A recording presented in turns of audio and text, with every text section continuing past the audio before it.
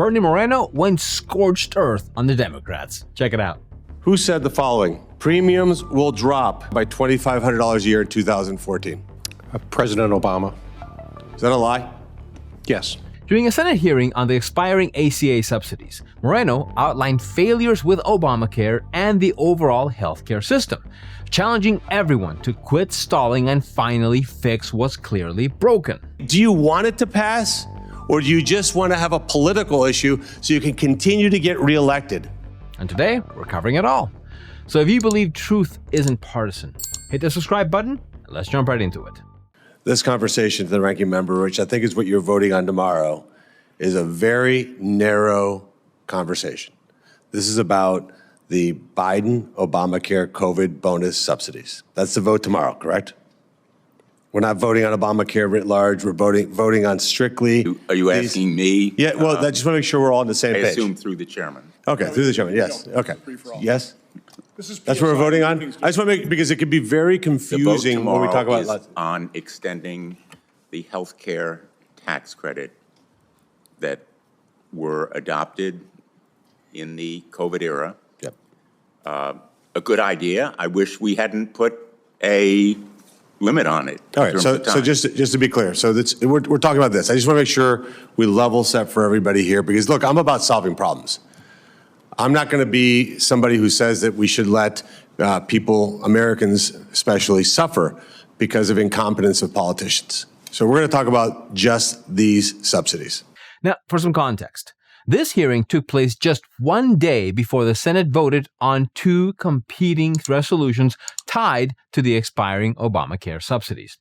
Republicans offered a plan that would, quote, convert those subsidies into direct payments for Americans. Democrats pushed a bill to extend the program unchanged for another 3 years. Obviously, none of them passed, since both avoided a major flaw in the system: widespread fraud we've extensively covered on this channel.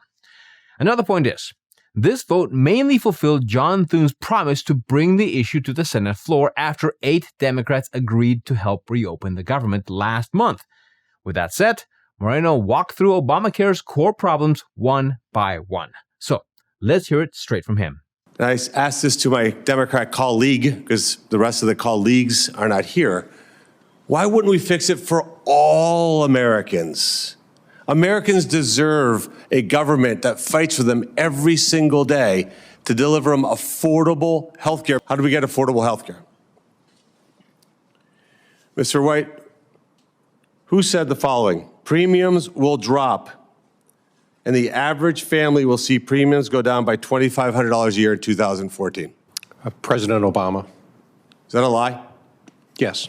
Is there a single solitary American? If we asked this intrepid staff to go hunt down an American citizen, would we find an average family whose premiums have gone down in the last 11 years by $2,500 a year?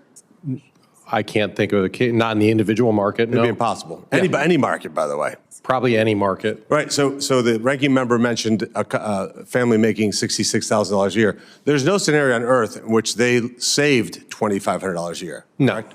Okay. So that's good.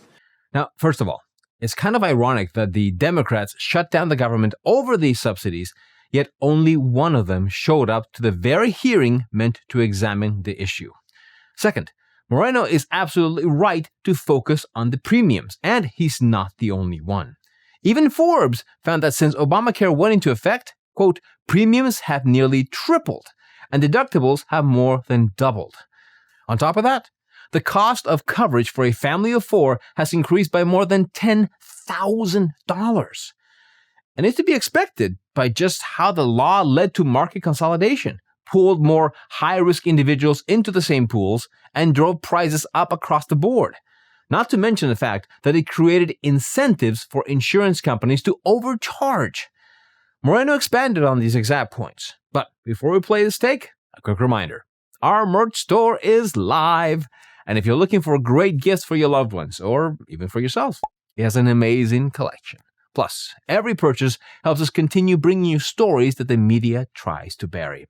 So make sure to check it out through the link in the description. Now back to the videos. Mr. White, you said that Obamacare has been fantastic for health insurance companies. I want to quantify that. Yeah.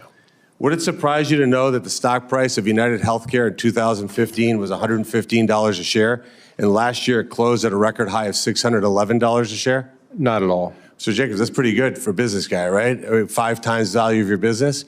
Let me put that in further numbers. United Healthcare used to be a $108 billion enterprise back in 2015. That's a big company, $100+ billion. Would it surprise you that it's almost a $600 billion company?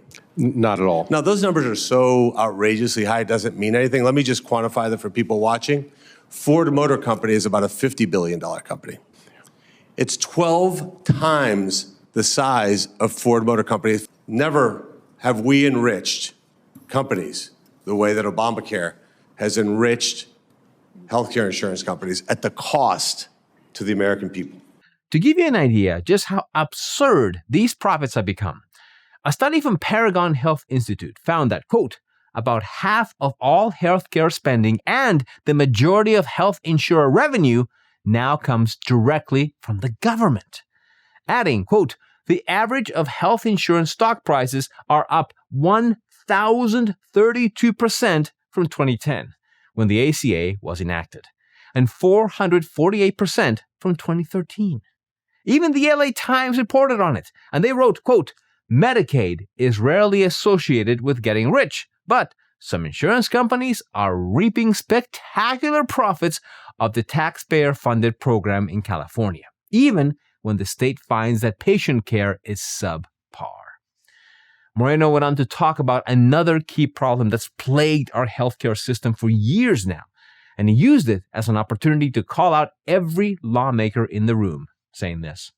You're a pretty good expert, you and Mr. Bragdon. How much is it? I'm going to play pickleball tomorrow morning, and there's a pretty good odds that I could hurt my knee. I hope not. What would it cost me to get an MRI? So I just paid cash for an MRI last year in Naples, Florida, and it was about $230. And if I went to my health care plan that I get from the United States Senate, my deductible, I think, is like $12,000.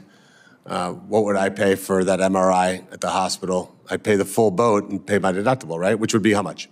I suspect that they would have negotiated a really good deal for you, probably like $900 or $1,200. So I'd pay $1,200.